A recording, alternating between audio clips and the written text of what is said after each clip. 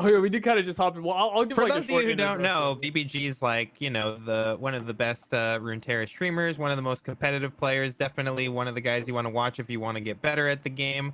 Someone just said in the chat, BBG and Devimer Boys are my favorite The Runeterra Twitch Vimer streamers. boys. That's One can learn a lot from watching these streamers, and yeah, that's what we try to do as well. But yeah, pretty much all you know who BBG is if you watch Runeterra, I imagine. So yeah, I would like to jump But in yeah, and just find out just to more get about an his idea of background. your background in card games and stuff, if you would like to, introduce yourself and talk to that extent.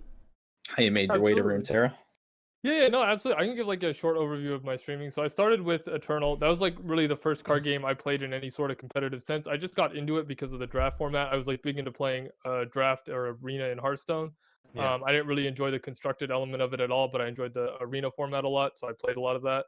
And then eventually I got bored of it at some point, decided to try other games, and Eternal had a really excellent set one draft format. That was like I think 2017 is when they came out with that. It was 2017 or 2018. I think it was actually 2017. That's when I started Yes. playing Thanks, Eternal. Dave. Fantastic draft format.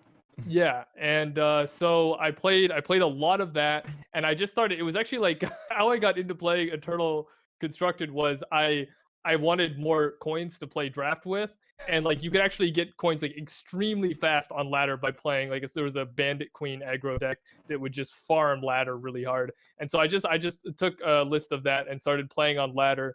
With it to get coins to play draft with, and eventually I found myself in like the top 20 or top 10 for ladder, and I was like, well, I'm starting to enjoy constructed more, so I'll start building decks for constructed. Accidentally was Yeah. just like, oh well, I guess I'm top 20 now. I mean, I just wanted to go Can't play stop draft. there. But, Might yeah. as well.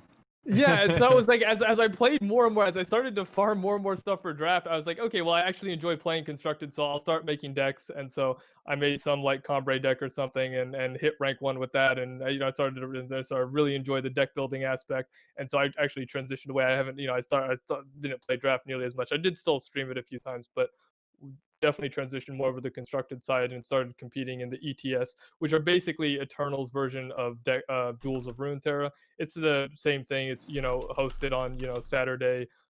Oftentimes they would conclude in one day. I think they did have some that went 2 days, especially like when they did invitationals, but it's kind of just like the weekend tournament for the game, the main weekend tournament. And I started to do well in that, and eventually people just started asking me to stream. Said, hey, we're really interested in your decks.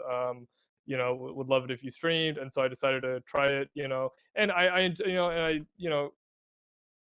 kind of mixed results at first, but I overall enjoyed it, and just kept doing it. Did it off and on. Not like as a full-time thing, but started to do it more and more. Started to enjoy it more and more. Eventually, I never ended up actually like streaming Eternal full time. I did it for like maybe like a month back in like September or so. I streamed it pretty regularly. But when I started streaming full time, it was for Dota Underlords. I don't know if any of you heard about that. Was that the auto chess for Dota? Yes, the auto chess Yes. for Dota. Yep. Okay, yes. Yeah. yes. Yeah, I didn't know they- its actual name. I just knew Dota Auto Chess. That's what all my friends Yeah, called yeah. It It was was like, so it was the one that Valve made, and it looked really good at first. I really enjoyed it to start. That Yeah, I was thought that was when going to take off because it was even Yeah. on mobile, like instantly on mobile. I was like, oh, Yeah. this game's going to go places. And then. Yeah, it was fun at first too, but they completely ruined that. You can forget about it. Right. Valve. For sure. Valve's So- recent track record. is pretty Their poor. recent track record, their track record with like FPSs and all these other games was like great, and then they got into the strategy realm and they just can't do it. Yeah, something seems to be amiss there. They actually got it. Well, the story I always tell about that is the first major tournament for that. Really, the only large cash money tournament that was ever held for that game was the We Play Open. During the first 2 months of its release, and I won the NA Open qualifier for it. It was only Oh, you had nice. to qualify for it. It wasn't invite at all. So that was I Very think that nice. was a really good thing for the scene. But Right. I won the Open qualifier. My stream really took off after that, and then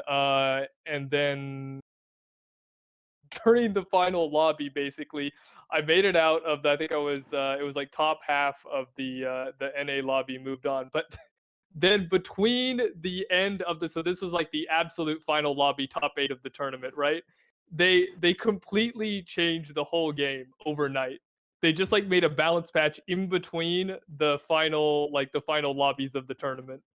It was And like it What? went 6 new players. live. Yeah, they just Wow. completely yeah, there was no announcement or anything, and they just like axed half the items in the game, and those Oh. were like the items that made you vary your builds. They were like the global items. So they would be Right. like you guys have probably all played auto chess, I guess, if you're like into I Of feel like there's a course. lot of crossover between card games Yeah. and the Mhm. auto Yeah. chess genre. And so let's say you guys, let's say I'm assuming you guys have all played TFT. Like I remember last Yes. season there were mages and wardens, right? So there might be like an item for wardens that would allow them to all live for like an additional 2 seconds after they died, or for mages, maybe help them cast. It'd actually be similar to what the mage bonus is in TFT. Let them cast an additional spell, but it might be. I think it was at a certain life level they would be allowed to cast an additional spell. Okay. And they deleted all of those items. So like the NA qualifier one, I did it with 3 different builds, and the final lobby was just one build spammed over and over again by everyone in the lobby. The guy who spammed the guy I forget his name now. Anyways, it was a Russian player, and he cracked the code on what build. If he's like you could blacklist to reroll, and so you just forced one build the whole game. So it was the primordial mage build in the last day of lobby, and it just crushed everything. But yeah, that was that was in my opinion kind of the start of the downturn, because it hurt the diversity a bit. There was some like the game didn't immediately die, but then they released the Underlords, and that was a complete disaster. The Underlords had made no sense. They were like just these 3 characters. They looked like little demons or something, and they had no interaction with the economy or any of the alliances in the game. They just were like this like little demon dude who went on your board and like, you know, it was like another unit, but had no synergy with anything. Right. So it was pretty disappointing. But so anyways, after that stopped, I stopped streaming. Well, I streamed a little bit of TFT. I couldn't really get back into the whole auto battler genre, and then I started streaming. Just went to Runeterra. I figured I'd already streamed Eternal. I liked card games a lot. Runeterra was coming out. I tried like one day of one of the closed beta phases, really liked it, and started streaming it full time on the 24th when it exited open beta or went into open beta. So how did you even find out about Legends of Runeterra? What really like grabbed your attention? What really got you involved? I don't know how much a closed beta you played. Just Things- one day. One day, same here. I got in That's at all like it the took. last 12 hours. Yep. So one day, but did you find it from like, I don't know, a Twitch ad or something like Yeah, that? well, I guess I kind of knew. Like, there was already a lot of talk about it just because of Eternal. And there's honestly a decent amount of crossover. Obviously, Eternal community much smaller than the Runeterra community, but there's a lot of people from Eternal who are interested in Runeterra, and so I heard about it as soon as it was in closed, but as soon as it was announced, I guess from just having people Card who are game interested people in telling card games. other card game people, Yeah. "Hey, new New card, card game, game. guys." There's Yeah, there's that's basically it. Yeah. there's a huge and- crossover between Gwent, Eternal, Artifact, and Legends of Runeterra. It seems like a lot of the premier players in this game come from one of those. Yeah, there does. I think I think there's a big desire for a card game that has that is worthy of competitive play, I guess. I think there's a lot of I get the feeling there's a lot of desire for that. Right. For Because sure. there was like a lot of interest in, like, even though Eternal didn't have a big tournament scene, like the community tournaments always did surprisingly well. Like DOR got this was probably one of their biggest weekends, and they got 300 people. But and like the community scene for the Eternal put up 200 220 people. Like that wasn't uncommon back in like set 3 when the game was still in a pretty good place pre-markets. What happened to the game? Why did you exit? Well, first of all, like I said, it was never a game I streamed full time. It wasn't probably a big enough game where you could make a living streaming it full time. I mean, that's just Sure. one reason. But the main reason why I started to not play it as as competitively and not be interested is the competitive format they ended up with was not something I liked. Was not something that I don't think anyone really liked. Okay. They cut the sideboards. The ETS was always run with sideboards. And they cut those out completely, and they added in markets, and markets are the worst thing they could have done for the game. It destroyed the 3-drop slot entirely. The only thing you would play in the 3-drop slot are these merchants that go to your market and they basically get 1 of 5 cards. And it just turned it into way too consistent, way too, again, the deck building was like, everything good was playing as many merchants as possible. Like they had the idea where people would just like pick a merchant for your color, but you had decks that would all the good ones were running 8. Some of them would go as high as 10 or 12. You just pack your decks with these things because they could get you, the exact card you wanted, and it really ruined the kind of the feel of gameplay. And it also, like, there were 2 different decks, but they basically played the exact same. The 2 top meta decks, they would just swap between each other. They were FTP and Fire Time Primal and Fire Justice Shadow FJS. But it's kind of, right, if you don't play Eternal, that doesn't really mean anything. But yeah, it was more of the markets really made the gameplay worse. And then the tournament format was a very one and done kind of tournament format. It was, I ended up winning one of them. When was it? Last year, September.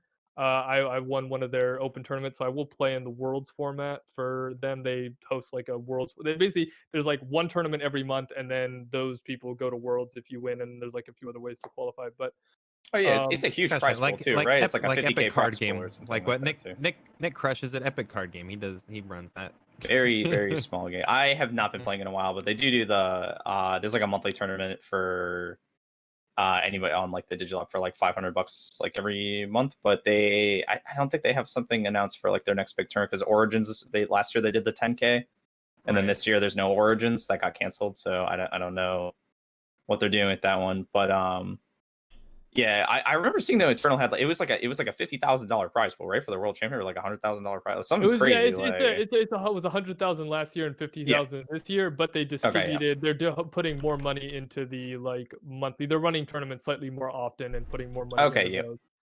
Yeah. It's a lot of Magic pros and stuff on that dev team too, right? Like I know Luis Scott Vargas from Channel Fireball is like one of the main guys who developed the game and stuff. So I know that they definitely know what they're doing when it comes to like competitive play.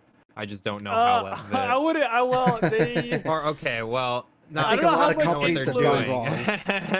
Yeah, sure. They definitely have people who understand competitive play on it, but I would say that almost everyone. I was part of the team SPG in Eternal. It wasn't an esports team or anything. It was more like, if you guys are familiar with like StarCraft, like clans, where you just practice, people you practice and play with and hang out with, that kind of thing.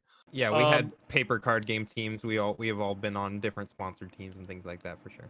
It was, so the classic feel, the good old boys just getting together to play some card games. Yeah, exactly. Just more a group of friends. But I mean, we had a lot of like competitive players. Tony G, he went to the last Worlds tournament from our team. We did very well in the weekly tournament. So I'd say we were a very, very strong team for that game. And most of the people started to lose interest when Direwolf announced when the Direwolf official tournament format came, because it was such a one and done format. It was, you play basically a bunch of blind BO1s to get into the top 64. You could usually make top 64. I mean, it's like you weren't guaranteed. If you were a good player, you could probably do it. It kind of, but again, you could also get, it was like something like a total of 26 games, I think. And as long as you had to get like 18 or 19 wins. 18 wins was maybe out. 19 wins was usually in. So it was like, like 19-7. You could get knocked out in the BO1 format even if, you did everything right. And, it's a land game. It's a game where you're drawing, power, and you get fluttered or screwed, you're probably losing the game. So you could get knocked out in that. And then for the top 64, you were just playing BO3's single elim bracket. And it was, as I said, I did end up winning one of them, but I got to top 64 a lot of times. And, sometimes you just face something like, I remember one time, one of the earliest ones, I got to top, I was 32, round of 32. And the guy playing against me, I was playing like Combray Ramp.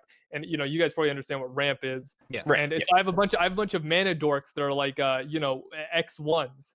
And like, it's pretty fine in the format. There's like maybe VAR's favor, like 1 ping, but there's not a lot of pings. But this guy runs a card that literally is the only copy of the card in the top 64. It does 1 damage to everything on the board, Alpine Tracker. And It's like aggro. It's like even if they have like board clears and they're playing like mid range or control, it's like fine if they have something to clear your dorks. But he has like Alpine Tracker and he just slams that thing on turn 4, and I'm just totally wrecked. So like, and of course he gets knocked out the next round because the deck is actually awful. Right, like not it's good. Alpine Tracker is like an unplayable card in the format, but it's it's like, so it's that kind of thing where like you couldn't, like, after they released their competitive format for the game, I couldn't take the game seriously competitively in the same way I could with the sideboard format, because you're just not in control of your destiny, right? Like I had to accept that, like, I no matter how well I play this, there's like a very real chance I lose. And there's like that element in like all card games, but there reaches a level where it's not acceptable, and you just Right, can't, like, exactly. Right, you you're can't really be serious stretching about that it. percentage to just become Yeah. larger when you're just taking out more of the ways that you can control that variance of just Yeah. running your best of 1 matchups. And like that deck probably should have been like, it happens a lot. I mean, in just like extremely large scale events, because of how many people play, of like, if enough people play something bad, one of them is bound to get like lucky enough to like make it to the top cut, because like a series of events just like went right for them. But especially in like best of 1, of like a deck that should have probably been weeded out by top cut could definitely easily like sneak in more easily when they're, the test of variance is there's just less of a sample size of games for them to make it through, and like less of a sideboard, and like more opportunities for them to just have their strategy countered in general, rather than just like running best of 1s through Swiss. But So after that's, Eternal, you get into LOR, you get into open beta now, because closed beta you only played for a day. What was like the first deck that you really gravitated towards? What maybe a few different decks that you just like really liked, you jammed a lot? What were those? Okay, well, I started out playing Garen Zed. I literally didn't look at any of the meta. I just got on. I just said, all right, I think what Zed is doing and Garen is doing is pretty inherently strong. So we'll just try and play a mid-range deck with those. I hit plat almost immediately, like first day or two, with that, just like a deck I brewed with those two. Then like people started to figure out Shadow Isles was good. There was like, actually, honestly, early on in the beta, I remember like it wasn't Weimer, it was like Ezheimer Noxus became Yeah, popular that was for one of the days, first and decks to master. that was one of the first decks that became popular. But I ended up making I know that the Mistwraith aggro became popular, and I ended up doing a version. I think I can take credit for like the first version with like 3 Hecarim, 3 Thresh, like 3 Rekindler, just like really all in like Hecarim I spam remember nonsense. because back in early master there was only a handful, and we would play a lot, and I hated Rekindler. I thought he was too slow, and that was like the first time I really accepted that, oh, Rekindler is actually a really good card. Like that, I thought it was too slow. That card's actually just insane value. Now they slowed him down and he's still good. Yeah. He went out of the meta for a bit, but that Anivia buff is really gonna bring him back. Yeah, well, he went out of the meta because of you, bud. You had to play that Garen Rekindler deck, Yeah, and they were like, that- "Oh no, we can't do this. We can't do this." I was gonna mention that. So that was the first deck. I think I never hit rank 1 with like the Hecarim style, but they eventually nerfed Hecarim and Rasa. And I really wanted to play Demacia mid range, but you couldn't really when Rasa was like completely broken, right? right. And so they did end up nerfing Hecarim. Wait, no. Well, the Hecarim and Rekindler nerf was the same. So Garen Rekindler, they nerfed Rasa though, right? The patch before they nerfed Hecarim and Rekindler together, they nerfed Rasa.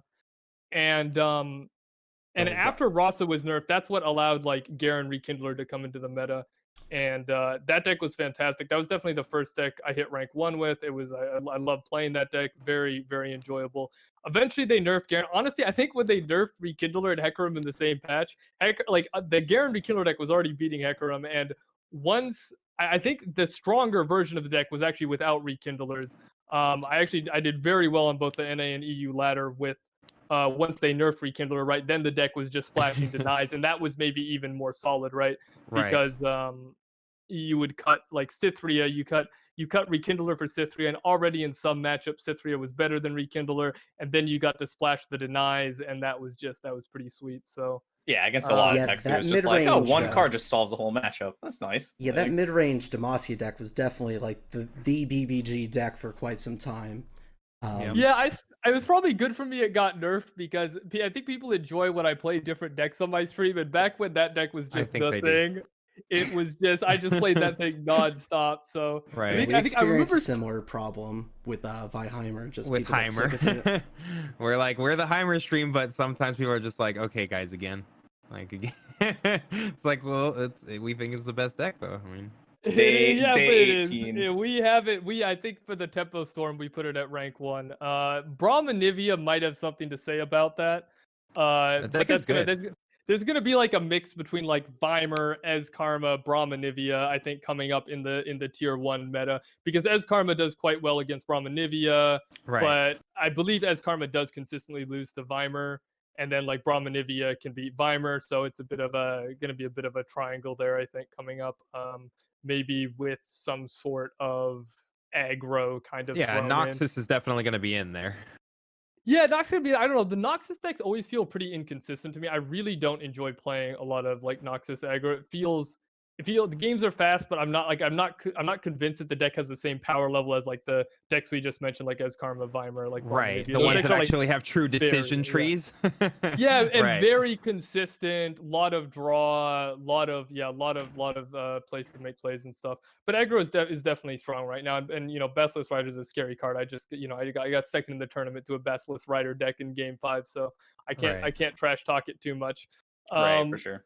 They have a lot of but- potential to high roll and like against any given deck of like something we were talking about earlier in the meta right now of just like there's like a generic Noxus package of like 20 some odd cards or something like that, and Crimson Disciple is just like a house on turn 2 of like how that card just lines up against everything, and they really do have the potential to just beat anything, but it's not consistently like you said. It's just they have specific curves that they have something they can do against any deck, but it's not guaranteed to really pan out that way every time, and you don't have a lot of decisions to make. You can't like grind yourself out of a poor decision by making a series of perfect decisions. Basically, it's not going to happen. It's more just in the cards. But we were talking earlier about what I was saying at the beginning of the format is probably more towards a triangle of like there's the aggro decks that are if you go like really hard on the aggressive strategies to beat out Heimer, then you're going to have Shadow Isles. If like I wasn't sure what the best Shadow Isles deck was going to be, but Braum Anivia seems to be emerging as like the most consistent way to just crush the aggro decks for the most part. Like it just does so well against those decks with the heal and control. But it's like that seemed to be more of like along the way that the triangle was forming. But it seems like the Braum Anivia actually has a great way to deal with Heimerdinger and just the amount of removal it has. The amount of times that it can answer the turret board states as well as having the best removal answers for Heimerdinger. And also the ability to just go wide on resilient board states of like Heimer can struggle sometimes against board states that it can't really deal with the cards. Like Braum is kind of a challenging card for them to get rid of effectively, or Anivia it's really also nice as well. because like, they have to. They're against Braum. It puts the PNZ Ionia decks in a bit of an awkward spot because they can't really kill him. The only thing they can do is thermo. So if you put him in a position where it's awkward for them to thermo, they have to. They have two choices. They can give you the Poro. They usually will have to use like 2 cards to kill him. Maybe you hook something that has like 3 attack and they Mystic Shot, but they're always going to give you the 3/3 Poro, right? They just can't avoid doing that unless they will him, but he's only 4 mana and he comes down it's and he gets not the that much of Poro. a punish. And it he makes gets the another Poro point. again. So he's a really nice card now. Yeah, and it's even strong. against Will. It's like that big thing. Like Braum's big weakness was Will, right? Before you like put a take hard on him, and then you get willed, and you'd be like, oh, I'm really sad. But now he's such a threat even without putting a buff on him that Will is not a very good answer to Braum. So yeah, that's definitely the big X factor against Ionia PNZ decks. I was able to beat Ez Karma. I lost to Ez Karma in the finals, but the 2 rounds before that I beat Ez Karma with Braum Anivia. So it's like it's not even an unwinnable matchup. Like even that bad matchup for Anivia Braum is not terrible. You at least have something that you can be doing. There is decisions to be made through the game that you can play the game a little bit differently on a macro level and like formulate a game plan to actually come back out of it. Which I think the deck is very flexible and it's one of its best traits. It seems to be is that it just deck has choices for your particular version. You're playing Hapless Aristocrat over the Omen Hawk. Did you just really want to be going against like aggressive decks and having the extra blocker? Personally, I think that the Omen Hawk lines up very well by buffing your units and then having them trade, but I want to hear why you chose Hapless Aristocrat. Yeah, I almost never go with Omen Hawk for decks that run Glimpse or are focused on like sacrificing their units because you're like think about like what is Omen Hawk gonna buff? Like first of all, your deck Omen Hawk definitely wants a deck like the ideal deck for Omen Hawk is a deck with high unit density and a good early For curve. sure. Because first of all, Yeah. the Omen Hawk buff needs to come. Like the Omen Hawk buff on a Rekindler doesn't do anything. It's Right. coming down on turn Right. 7. There's a lot of targets in this deck where it Yeah. doesn't do anything, like an Anivia Rekindler. Yeah, Anivia Rekindler doesn't really matter. Sentry is okay. Sentry can be very nice. It can if you're trade against up. your Right. thumb. Yeah. Yeah, that could be nice. So hitting Tavern Sentry or Keeper. Braum is nice, but hitting the other two is terrible. So only half the dark. You're not running a lot of units in the deck either. That's another thing to Right. mention, is that the majority of the deck is spells. So that's why I would hesitate on running Omen Hawk there. Now you could run both, but yeah, especially when I'm running Glimpse, I really like running Hapless because you want to make sure that you have something to play that Glimpse on. Right. So I think Hapless has more impact. I would always run Hapless in the deck, and then also you're playing like Avalanche, of course. So you're like he's something you can play, and then Avalanche or Runate, and he'll leave behind a body. Like it's very like I actually really don't like two-sided board clears unless I have units like that, right? Because you Right. really Where don't want to be in a afterwards you have a position. blocker. Yeah, Right. you really don't want to put yourself in positions where like you have to Runate, they have like 6 mana and you have no blockers on board. Like that is truly an awful circumstance to be in, right? Like if they have like, like 3 2-drops or like 2 3-drops, if they can like 4 drop and a 2-drop, whatever. If they can like put down 2 units, they can get, that's a lot of pain that can come out that you have no answer for after you play Ruination. So Right. that's I definitely say Hapless is stronger in the deck. Omen Hawk is definitely not useless. Tavern Keeper is a solid but you don't really want to hit Hapless with an Omen Hawk. So it's Absolutely like not. only Yeah. Tavern Keeper and Sentry and Braum that you'd want to hit, and then you don't want to hit Hapless, Kindler, and Nivea. So it's like, yeah, it's a pretty low value card in the deck. And I think we Also, saw you're that. I'm not. Go ahead. oh yeah, no.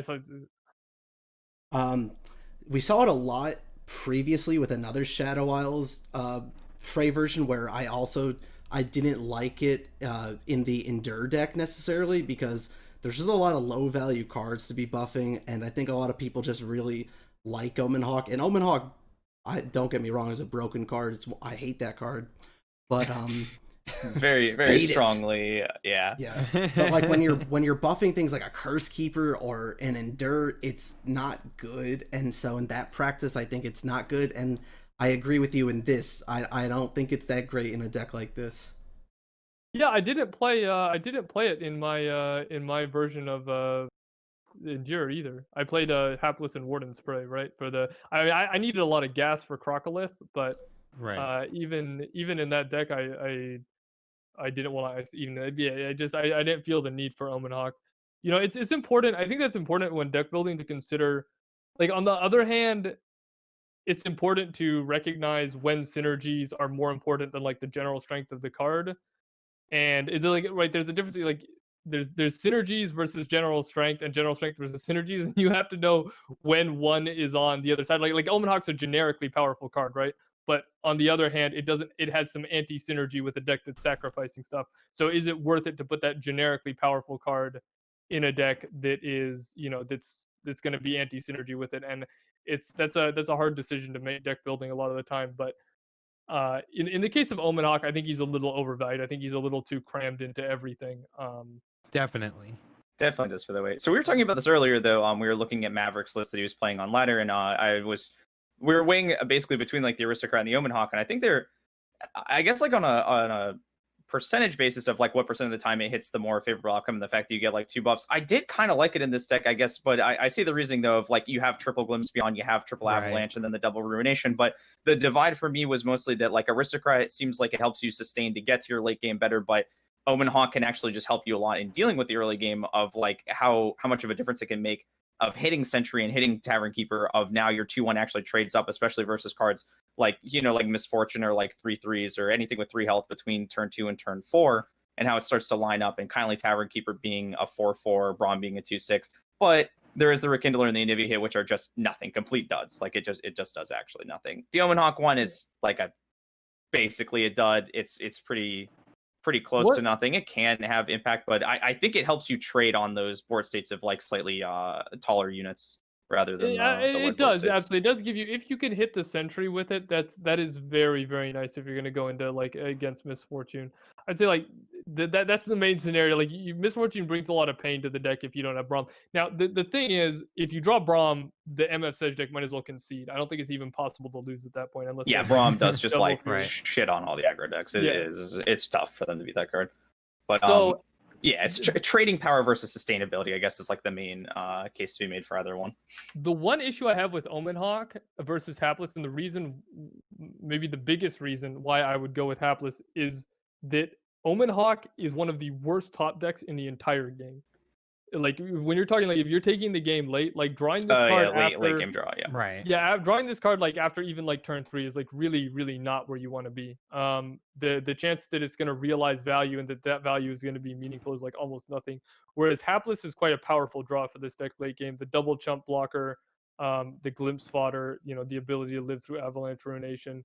It's like a very, actually like a very serviceable effect. Like sometimes like a Hapless is like exactly what you need to draw, because it fits into your other plays really nicely, right? Like a Rekindler plus Hapless to get a lot of blockers on board, or Ruination Hapless. Of course, we've talking about that. So that's the main reason why I go. It's Hapless really feels to me more like the card the deck wants overall. Obviously, Omen Hawk is adding power to the deck. There's no doubt, but the Hapless is much more the card that the deck favors, that works with what the deck wants to do. I can definitely see that for sure. Yeah, with the glimpse, I can definitely understand. Like looking at like Presto's list, for instance, like he's playing glimpse too, but I guess he's playing. What do you think of the Chronicler Ruin? We've seen a lot of Chronicler Ruin make this list. He was in my first list and I cut him. Chat suggested I cut him, and I told Chat I wouldn't cut him, and then I tested the list more and then I cut it. So yeah, I could definitely see how you have like a few one-ups here that could be the aristocrat, or the chronicler. So make the case for the one of entry and then the one of harrowing. well, okay, so what I had is I had the deck with Chroniclers, right? And I cut the, so I said, okay, the Chroniclers are too greedy and too awkward. They only work when you've already set up board states that you're just crushing in, right? They work when you already have like Rekindler and Anivia on board, and I don't even know if they're even the best play there. And then they leave this like 3/3 body that's also bad. So they're like, you can't cast them forever. And then when you can cast them, like I don't even know if they're that good. They're all right. They give you Right. an extra copy of Anivia, but it's again, it's only once Anivia is on board. And a lot of times the critical thing for this deck is to get like like if you use it on an Anivia and not a Rekindler, the Anivia can't swing and the Ag is vulnerable, which is also often a problem, right? Because like you need to get to like, in matches where it's actually harder late game, the critical thing is to like get to a critical mass of attacking Anivias fast enough that you can kill your opponent, right? Like that's the goal. It's like race towards that that critical mass of Anivias that's clearing your opponent's board and putting a clock on them. And Chronicler of Ruin is just not very quick at doing that. Again, unless you hit the perfect curve of like Rekindler and Nivea and they don't answer Rekindler, then it's okay. But that's, again, it's not doing anything until that point. Right. And I really wanted to run in a lot of scenarios, it seems like, of what you're saying. And so I decided, I realized that I really wanted to play Fury and Avalanche because they were both doing a lot of work. I was really surprised by how good Avalanche was in the meta. So Oh God. I decided that if I cut the Chroniclers, I can actually afford to do everything, and then I have some space left over, and I cut the Grasp too. I had 2 Grasp. Yeah, I saw you're not playing any Grasp, right? Yeah, I was at 2 of that card, and I said like, okay, if I really don't want this card, I don't want it. I have a lot of good cards I can play in these colors. I'd much rather have the cards I actually want. The 2 of Grasp always felt weird to me, and I don't think it's doing that much. Of course, if you're against like all in aggro, it's gonna be good, but other than that, you already have a decent matchup against all in aggro. I don't think you need it. So I went with the full board clear route of Avalanche, plus Whale, plus Ruination. So we have a lot of ways to clear the board. A lot of AoE. And so my thinking was get the Fury and Avalanche in, and then now I have some extra space. So the Harrowing is to make up for the lack of Chroniclers, right? The Harrowing is a way to. I thought about running 2 even. I don't think it's necessary, but the idea is that's how we have our Anivias, we have our Rekindler to bring back Anivia, and then if we need even more Anivias, we have the Harrowing. It's like very powerful in the mirror.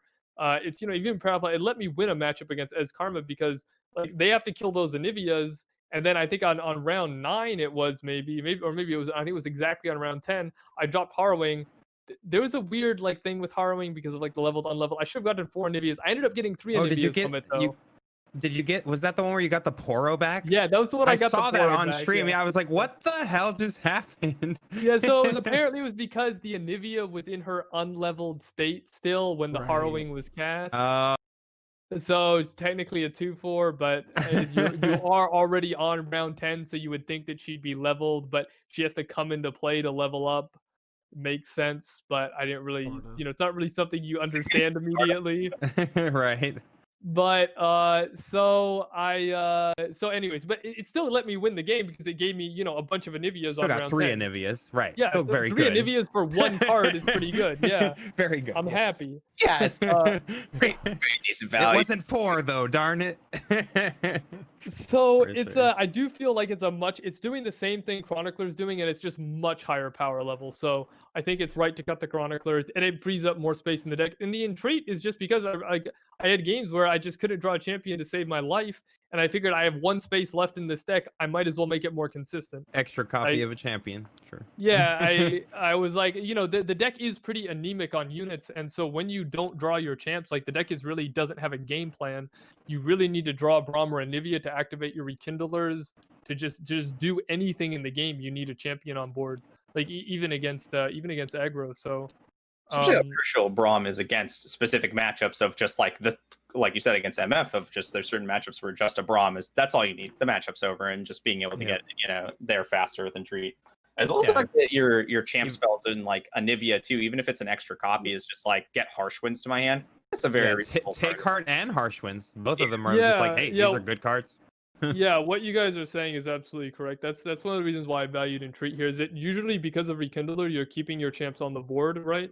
So that 2 Entreat can be draw a spell that Take Heart is very good early on. So if you do get Braum down, the Entreat will be useful if it gets you Take Heart, but it's mostly for that late game potential of like if you don't have Harsh Winds of just getting it, and that's like getting Harsh Winds is like a major lifesaver. Like it can bail you out of so many tough spots. That's when you have a powerful, when your champion spell is a really powerful answer. I definitely think Entreat goes up in value. Yeah, we've talked about that on the podcast before, of just like how much power is in Sejuani, not only because of what Sejuani does, but the fact that she's extra copies of Fury of the North too. Like she's one of the best spells in the game period on a champion spell, and she's just one of the best, most versatile champions. Or like it's Ezreal actually with Mystic Shot, things like that. Yeah, Ezreal with Mystic Shot. Yeah, they both work well together, right? And Sejuani is overwhelmed for a Fury of the North, and Mystic Shot's leveling as. So I think they wanted to do it where it works well, and then there's some champs like. But then you have Gangplank. Or well, I think Gangplank's fantastic.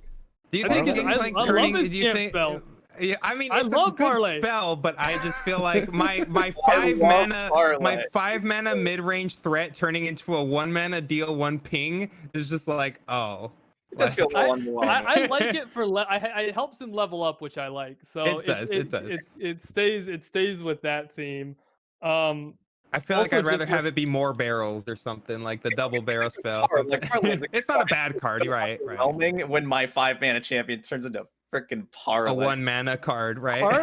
Parlay with kegs. You guys need to play it. You need to play an all-in keg deck where Parlay is, popping people for 3 or 4 damage. Oh, for sure. Oh, yeah, I get the 4 kegs. The keg control deck is definitely pretty real. Yeah, I think it didn't do as well as I thought, but I was gonna say something else about it's like Sej is fantastic, but it's weird. It's like Sej might disappear from the meta, or at least like might be way less popular because Braum is more powerful than Sejuani as basically like a kind of just a like include card in your deck, I think. Right. And they don't go well together at all. Like they're really bad together, I think, Braum and Sejuani. They don't really fit each other's game plan. Yeah, like Sejuani wants to be like mid-range beatdown, and like Braum is like your defense to go to Value Town, and they're not really agreeing with each other. Braum, I think you want draw spells, maybe like maybe buffer protection spells, but I really think of Braum as like a shield for like control and combo decks, and Anivia controlling the board. Yeah, and Anivia or not Anivia, like and for an ace Braum, Braum, that's like one of the things he's good with. But and then Sej, like Sej really wants to be going after the face. Like even though she's like expensive, she's still there to like she's kind of there to end the game. I mean, she's like Right, the really top end. iconic curve topper exactly. Yeah, so I don't really think like it's like Sej might just not be a tier 1 champ anymore because they buffed Braum so much. Right. It That is seems like very there's true. now a much bigger divide where we saw a lot of like these aggressive mid-range decks that would use Sejuani very well. So like MF Sej, or even just like a mid-range Frey deck. We don't really see those decks very popularized right now because of how it's like you're either very aggressive or you're very just like combo late game oriented. So I think that mid-range is being lost where MF said, or where Sejuani used to really thrive. Yeah, a lot of that is that Demacia is total trash. So Demacia has been like just dumpstered. Like Right. that scouts deck, like I had to play like a third deck, so I did bring a Demacia scouts deck. But literally most of my like if you look at like my record in the tournament, like I have a bunch of 3-2s, like a huge amount of 3-2 wins, more than any other score. And it was because I would immediately win with Weimer, immediately win with Braum Anivia, and then I would lose 2 games with Scouts, and then my one matchup where Scouts was good, I would win, right? I'd have one matchup where Scouts was playable, and like the other 2 games are literally me just getting like completely stomped with the Scouts deck. I didn't even have a chance. Sea Monster is totally crushing me. Any kind of Braum deck, totally crushing me. I could basically do aggro, like super aggro decks I could do because you can race them with rally. Kind of, it still lost some of those. That's kind of half and half. And then I brought it specifically because I knew it could beat Ionia PNZ decks, which it did do consistently. That's why I brought it. I just knew people would be on Weimer and Ez Karma, and I knew Scouts can beat Weimer and Ez Karma if you go all in on like you run 3 rally, 3 Rangers resolve. And it did its job, but it would basically be me just waiting to get to the Ionia PNZ matchup to win with Scouts. So let's Chad is move on to asking your... what we think of the box.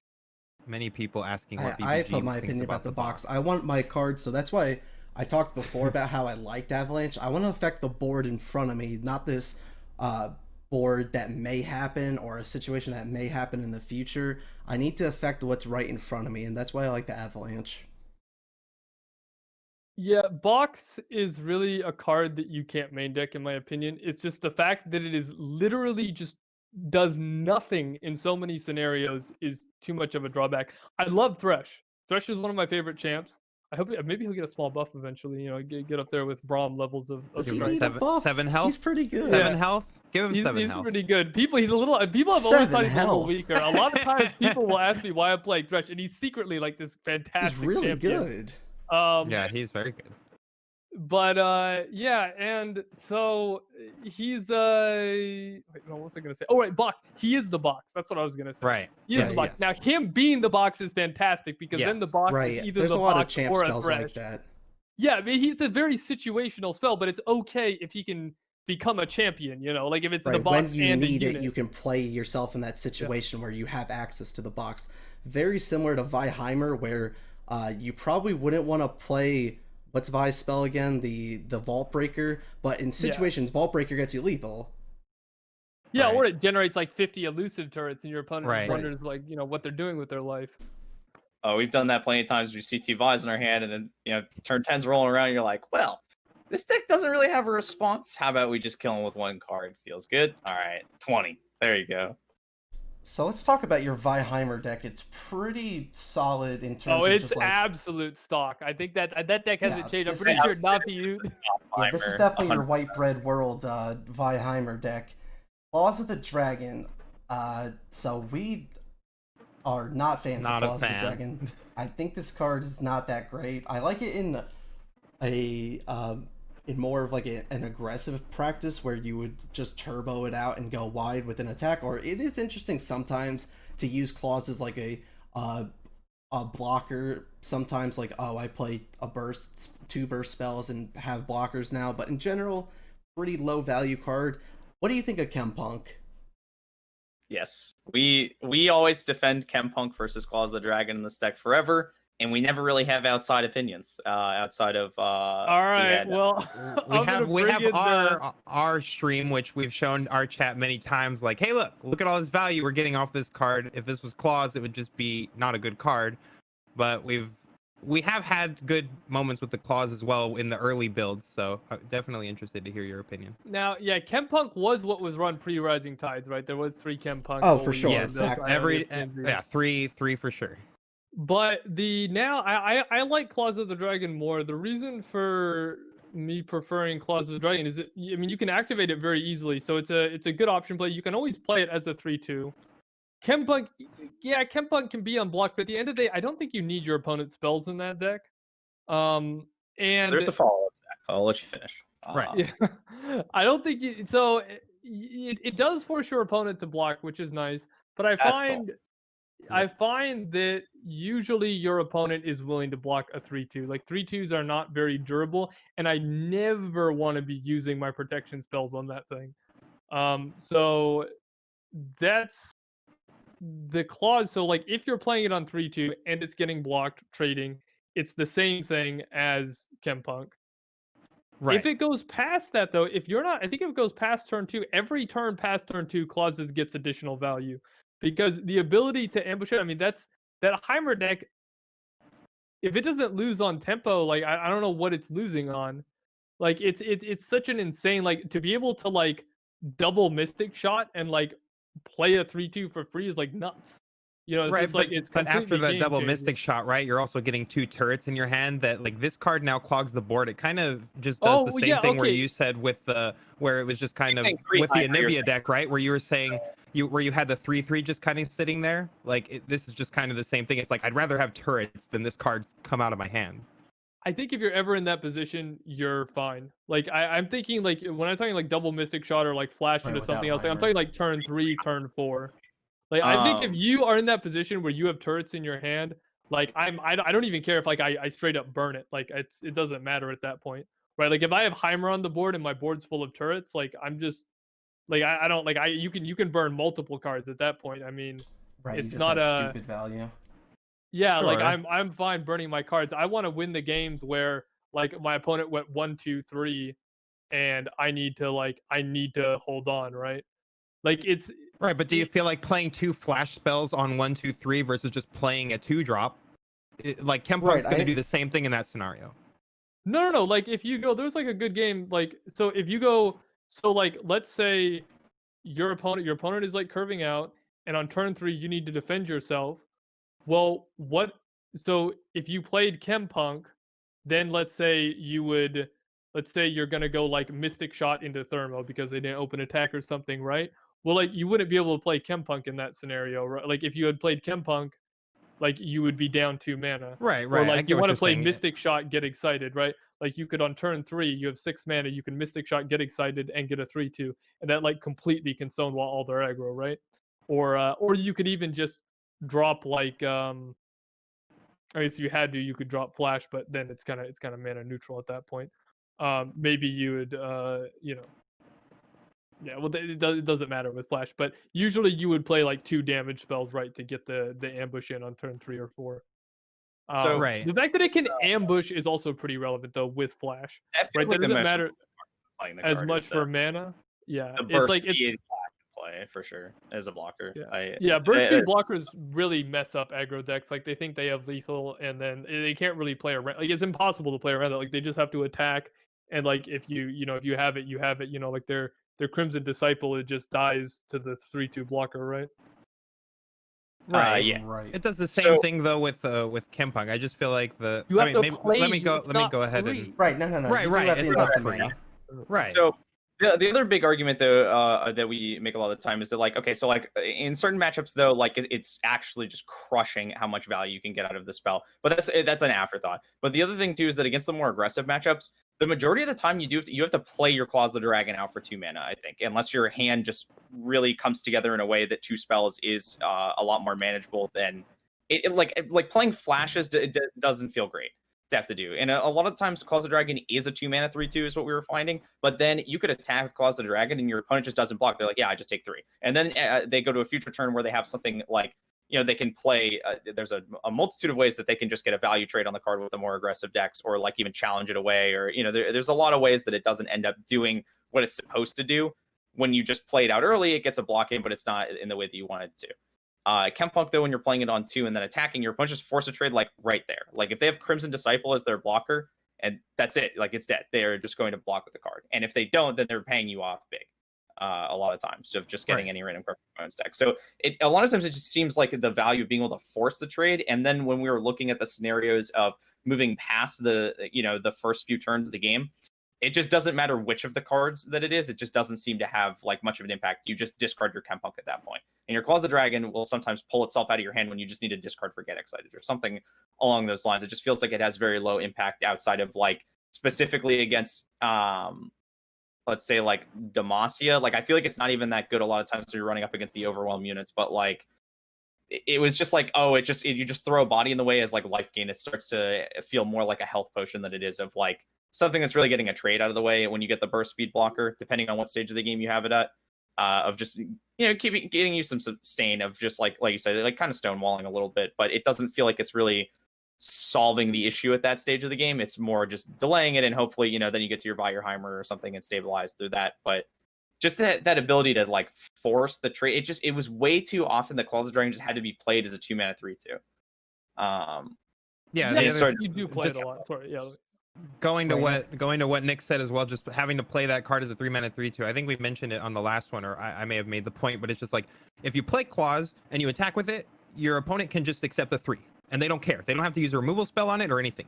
They have to attack the Chempunk. The Chempunk is I now have to use a Thermo or a Mystic right now, or my opponent is going to connect with this, and the value from when that card connects, like our win rate when that card connects, even if it is just once, and even if it's not every game, you just have that 3/2 that you generally are playing as a 3/2, and when it does get you the card, it's the nut.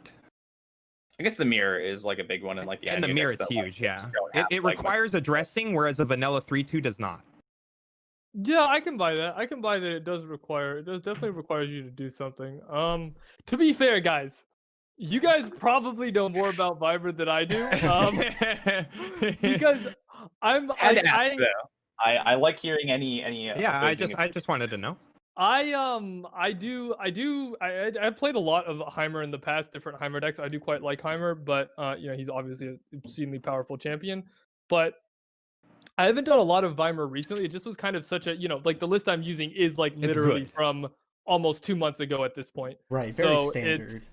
Yeah, it's like it hasn't been something that I've really been interested in getting into, so I'm not really. The Chempunk Evangelist. We have shown BBG the way. That's what. We did this to Lobster. I convinced Lobster to play in his DoR deck, which he won. And then he won the tourney. Yep. If I had had Chempunk, I would have done. Yeah. What do you know? What do you know, man? Next time, I do want to say, and it was played against me. I believe this format. The Claws of the Dragon, when our opponent is playing the Key Guardian, is very annoying because they can Key Guardian the Claws, then play a spell, bring out the Claws with a barrier on it, and that is AIDS. Yeah. Well, Key Guardian is an unplay. Key Guardian, I gotta tell everyone, I'm an anti-Key Guardian evangelist. Everybody needs to delete this card from their deck. If you could dust it, you should dust it.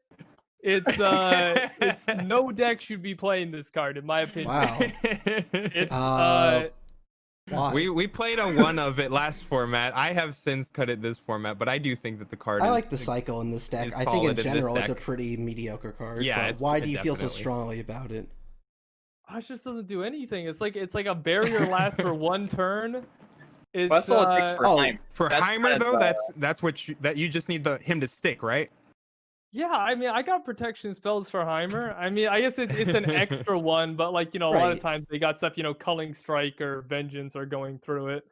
Right. I think the biggest property was the cycle in a deck that doesn't have like a lot of great draw engines, like a Rummage or something like that. Yeah, Shadow Assassin's nice and Deep Med, but sometimes you just need a filter. Like when I played that card, like. Oh, it's like, yeah, okay, like, yeah, but it's like, so 2-mana cycle, like, again, I think Entreat is bad because it's kind of 2-mana cycle, but to be fair, 2-mana fixing is better than 2-mana cycle. Oh, for sure. Like, for sure. 2-mana or I said not fixing, but 2-mana tutoring, I guess, is better than 2-mana cycle. So Entreat is better there in terms of what it's doing. I think the barrier is very low value, And I can't tell you, like when I played that card, when I top deck that thing, I'm an angry person. I mean, For sure. I just drew a card that is unplayable. I can't cast it. There's nothing I can do with it. There is many situations where you can't use it. I agree. Yes, for sure. Yeah, the one, so like the value that it was getting a lot of the time was like you could make big plays on Vi against the aggressive decks of like burying your Vi and then going in for the challenge, and you just couldn't get punished by Fury of the North. Was one of the big ones too. Of like sometimes you have the struggle when playing this deck of like you play your Vi with the attack token on 5, and then your opponent just goes pass and they show you all their mana stuff, and you're like, okay, I really need to be answering things on the board, but I know as soon as I attack, I'm about to get Furied and just screwed on this. So you're pretty much just left with, you're going to just have to pass the majority of the time and just stop them from developing there, which is still effective, but like there's plenty of other scenarios where it works on the block or even on the attack. But then the other one with Heimer too, of just like, there were specific things that kept coming up where there was just double layered removal for Heimer in a given turn that you're able to defeat in a variety of matchups of like, so like single combat and concerted strike, like having the additional barrier layered without spending mana that turn, it would allow Heimer to be 100% guaranteed through the turn, no matter what cards you had in your hands, because I didn't invest the mana on the turn that I played Heimer. So when you have Heimer then with like 3 mana banked, it's like, so like Heimer on 5 in the mirrors, it was something that came up a lot just against P and Z decks. It would be Heimer plus 3 mana, you play Twin Disciplines. If you're playing against Heimer and you have the 6 mana up on turn 5, you can always Thermogenic Beam it. If you Thermogenic Beam, it dies 100% of the time, no matter what, because Twin Disciplines just either goes to 6 health, it dies. But then, like having Key Guardian, even when you're playing against the mirror, it would guarantee that it would live through that. Or then the Vi too, of like if your opponent plays the Vi in the mirror match on turn 5 with the attack token, usually what happens in the Heimer mirrors, you either have to play your own Vi, do something to kill the Vi, or just pass, and then they would end the turn, and then you play Heimer on your own turn after that. But like it ends up favoring the player that played the Vi first, and how they end up getting ahead on the board state and things like that. And there's challenger units though in like other decks too, of how it kept coming up of even like Thresh or even against the Demacia decks, they have challenger units depending on the list, and then also like single combat, concerted strike against the Shadow Isles decks too, of like layering an additional protection of just understanding like, oh, how much mana does my opponent have? How many removals does this equal? Of like, oh, if my opponent has like grasp plus now Vile Feast, they need to be able to like beat the card with a barrier of like now it's, or the other thing too of like, okay, if they have Vengeance, that was always the one against Shadow Isles of like you can only have Deny. That was just like the only response of that. But being able to like layer the protection, just cut your opponent off from like any possibility of being able to kill it, because you didn't have to invest mana, of just how our Twin Disciplines or our Deny or our Spirit's Refuge lined up with just the amount of mana that our opponent has and the number of cards that they can play to kill Heimer. And it kept lining up that way of just like not spending mana on that turn and just coming in play with that one extra protection, just kept making it through like, okay, the guy lives like 100% of the time now, whereas before it's like, well, if they have the combination of X2 cards like combined together or something like that, or like you're able to beat like even like double single combat plays sometimes, or the single combat you were beating already by just having it, but then sometimes they just add 2 or something like that, or they have the challenger on top of the single combat, things like that. Like Shadow Owls, and they're playing Thresh too, and like the Keg control. Like there's just a lot of ways that it kept stacking up, but definitely never more than a 1 of. That's for sure. That card is like a firm, like you just activate this card one time on Heimer. But that was at least the reasoning for why we were playing that card to begin with. But it is a little meta dependent, because against the more aggressive decks, it doesn't serve much of a purpose. That's for sure. It's mostly it was just like Demacia in terms of aggressive decks, because they had single combat of just a way with a powerful unit on the board that you could just hit the Heimerdinger. Even if they had 6 attack, your Twin Disciplines just doesn't beat it. You need to then be playing Heimer on like 6 or beyond, and have like Spirit Refuge or Will of Ionia in response, or Deny or something like that. Yeah, that is a powerful case. Everybody just like that is powerful. I feel President Lincoln the evangelist. Nick, show us the light. The anti-Guardian evangelist. Yeah, my biggest thing is I'm a really big fan of consistency, and I guess I just the one of is very hard for me to justify, but it makes I think your case of being like a situational one of where it protects Heimer is good. I mean, it's mostly just because of that deck. That's how you win, right? Like sticking that guy, making them invest 1 more card is so much value once he sticks, the game's usually done. Yeah, now you are. Now I don't know what you'd cut though. I guess you might cut a 2-drop or something. Yeah, or that's you're- Yeah, we were on 2 Chempunks and 1 of that. Yeah, okay, that makes sense because you're pretty limited. So you lose some strength against aggression, but you probably get some added value against the mid-range and control decks, I would guess. Yep. Probably Yeah. especially mid-range decks because mid-range decks are usually it's kind of like a where they're not going after your life super fast, but it is going to be a race between like how fast you can establish Heimer in your board of turrets versus For their sure, board for of sure, Vladimir yeah. or whatever.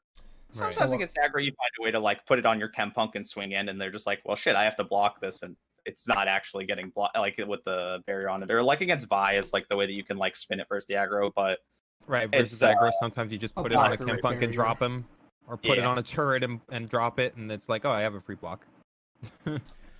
So a card I know I heard you say that you disliked a ton before is Deny, but you're playing a solid 2 of them here. Do you have an explanation, young man?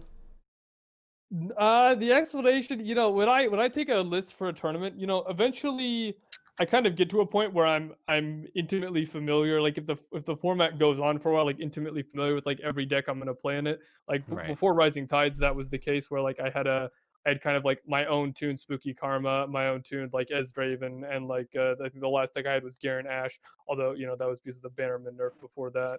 And so for this one, like at the end of the day, like I don't play Weimer. Like I'm not gonna like I don't have the time to put in the amount of games to say whether or Right. not Deny is correct in the For deck. sure. So I just played a stock list that I knew was decent from like a month ago or whatever it was, a month and a half or so.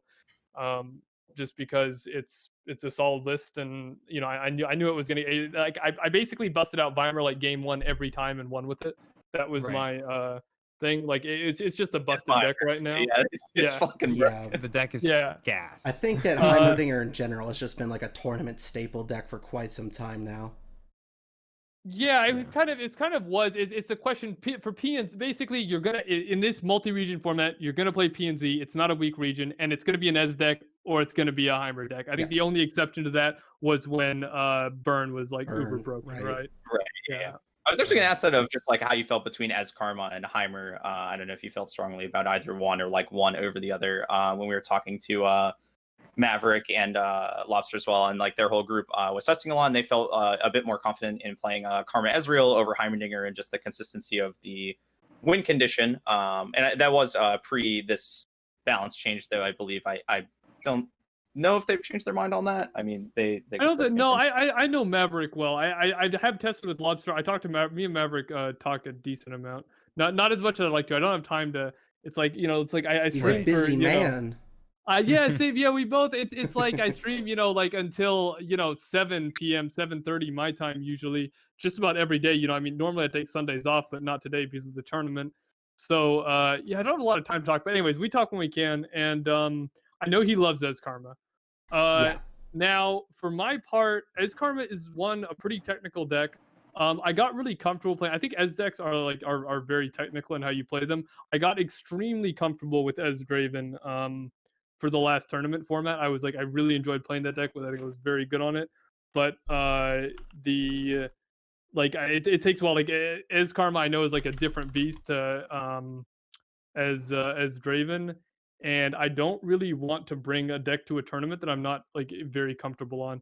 Like I will almost never bring a tournament lineup that I don't have like a lot of reps. Like so, like scouts, I have quite a bit of reps on that deck. I know what I'm doing. Braum Anivia is the main deck I've been playing this week, and Weimer is a deck I've played in the past that I know is like top tier, right? And I think also like Heimer decks are maybe a bit less technical and a bit like if you played one Heimer deck, you played them all. Like I played a lot of in the course of like since I started streaming this game, with the start of open This deck beta, is very similar to the closed beta, open beta version of this deck. Yeah, what it's like 3 cards, 6 cards changed in like the whole list. I think from Not there. many. Wait, guess, was there a deck? I thought it was Karma. Noxus. What? Oh, Oh, right. yeah, Yeah, you yeah. guys are right. Karma. Yeah, it was Karma Karma. Heimer Yeah, was like you a guys are right. huge. Yeah, it Yeah. was huge. I hated that deck. It was absurd how you Yeah. could just put a billion spells on a stack and kill your opponent. Well, it wasn't. Yes. No, it wasn't about that. Like the deck, my problem was the deck had chronic issues with board and hand size. So playing it was like pulling teeth. right? Like Yes, you'd that get to is round true. 10 sometimes, and if your flashes were like bad cards in your hand, or Karma gave you bad random Right, cards, you couldn't get you rid would of like I them. had whole hands of like uncastable cards, and like my turrets, like if I had Karma in play, it would give me like 2 turrets, and you wouldn't get to like if you tried to play a draw spell with Karma and Heimer in play, you're like you burn like all of your cards. It was a disaster. Like you have board states where you had to find a way to kill your own Heimer to actually play your cards. Like like Yeah, Heimer hand would space was brick definitely a your problem. hand. It did play Oh, rummage at and the the time. update was insane though for this deck of being able to axe your own cards once you got to 6. I couldn't Yes. believe when I saw that. I was just like, Heimer, they just made Heimer so much Yeah. better. You can kill your Yeah. shit turns and just keep putting elusives down. Like what? Yeah, Yeah, very. when Heimer Karma was a thing, yeah, right, you couldn't do that. So it was like you had chronic issues with both hand space and board space, Right, and with I shit just couldn't turrets play and it. things like that. Yeah, I couldn't play a deck where like the main point of the deck was like counting the cards in my hand and making sure I didn't like play the wrong turret on board, or like I kept my Heimer alive when I should have killed him so I could actually play my draw spell. Because if I play my draw spell with Heimer on the board, I'm drawing the turrets and like burning cards or burning the turrets or whatever. I can't actually get anything to work. So that deck I hate. The deck was way too finicky to play. I don't think it also like wasn't that strong. It never like it was like I think those issues did actually make it weaker. Like I think what you said about the board space being like it was literally a gigantic buff to the deck's strength, not just a quality of life thing.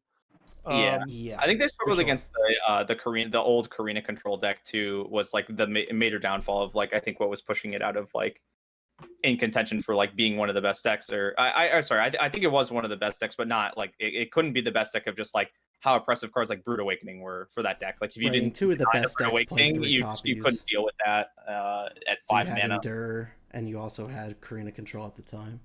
And then the same issues of like you just like not really being able to activate a lot of your cards against that deck. You would fill up your you wouldn't be able to activate him as enough of your cards out of your own hand. You could also just get stuck on shitty turrets that your opponent was like, I don't even need to ruination you because your board just sucks. Like you can't put the good cards onto the board. Like if you're just stuck with 2/1 turrets and things like that. And also against like as Karma too of like that matchup, it's definitely much different now than it was then. I feel like. Yeah, I did a number on one of the as Karma versus Weimer matchup where you right they Yone you, but your board's full, so you just make 2 elusive turrets and delete the 2 things they Yoned, right? Yep. I was gonna say it's so much yeah, easier. that mechanic change was a huge Heimer buff. Yeah. Yeah. And then your final deck, you took. This wasn't what I was expecting. I was expecting something more of a Bannerman deck. Is a Something Quinn... with Garen in it. Yeah, maybe Garen. I don't know. Well, but yeah, this is a Quinn. This is a Quinn MF deck. Just like a. I guess I could see it more so now. Although you are playing Demacia, and there's no. What's the BBG special? You gotta play Lux, Remembrance, and what's the Radiant third? Guardian. Radiant Guardian. Radiant That's Guardian. it. There you That go. yeah, the Holy Trinity. Yeah. So Yeah. this deck doesn't play any of those. But it seems solid. It's a full. So I mean, you notice, yeah, there's no Bannerman. I made that choice intentionally. I wanted to go all in on Scout Synergy. The point of the deck is just to level MF and Quinn, right? I mean, Right. the deck is kind of, and it's It's about the specifically scout built to mechanic. beat. Yeah, it's about the scout mechanic, and it's built to just trash Ionia PNZ. That's the only reason why the deck exists. As I said, like I face anything else with that deck, I lose.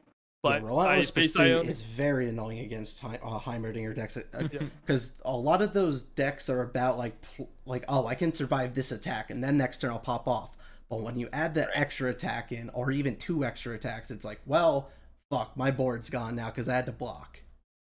Yeah, it's very very good against. I did lose one matchup to Weimer early on, like in round 1, but I mean I ended up winning the series. But it was I was like a little disappointed at first, but then after that it did its job every time of like bringing it out to assassinate their Ionia PNZ deck. And like I just didn't know what third deck to bring. I didn't like right. I knew I was gonna bring Braum Anivia and Weimer. I knew those were fantastic decks. They do really well. They did exactly what I expected in this tournament. But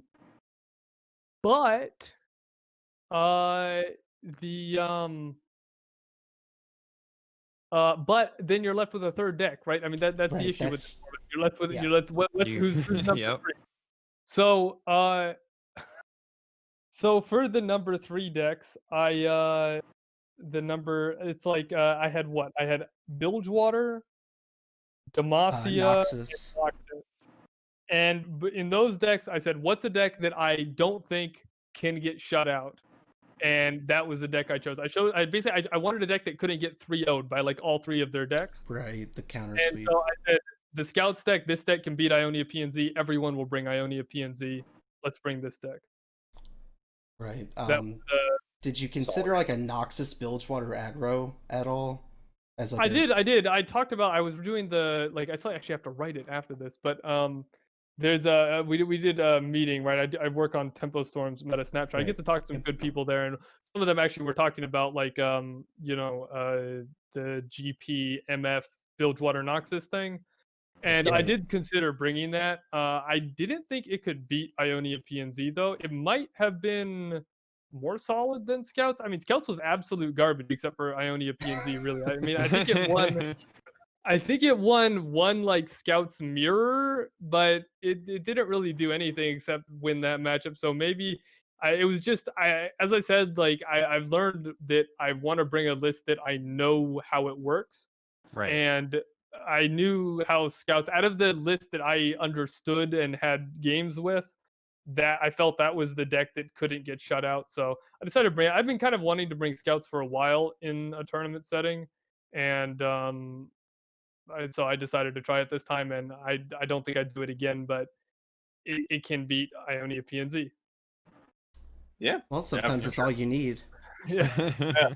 Is there any deck choices that you would like to change in this? It looks pretty solid if that's your plan. Just like hired gun to harass and the Razor Scale Hunter to harass Heimers and important smaller champs, things like that.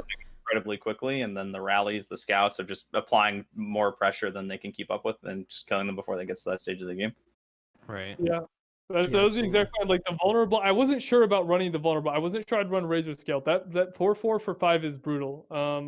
But on the other hand, the Moose also sucks. It doesn't even do anything when it comes into play. This guy at least that makes card's something terrible. vulnerable. I like Razor Scale Hunter. Honestly, if I was gonna run it back, you could just run Swiftwing Lancer. I guess that might be the better card. Swiftwing Lancer is actually a strong card, although I think it's gone down a bit in value with Rising Tides. But yeah, I don't really know. The deck kind of, as I said, it's for that matchup, and what you guys are saying, where like I can actually harass Ezreals and Heimers and Karmas if they play them. That's pretty important. I'm not running any single combat, so I'm very reliant on the vulnerable to actually kill any threat they come out with. So he can also just go grab Braum, right? Pretty comfortably. He can, yeah, but I didn't even come close to beating a Braum deck. I don't think. I was gonna say, yeah. Ruination against this deck seems pretty rough. Yeah, for sure. Or just I think in a vacuum, the Swiftwing Lancer probably seems a bit better. But I think for exactly what your deck was trying to do, just the Razor Scale Hunter, I think it might end up just working out a better just because of the Scout on it, just being.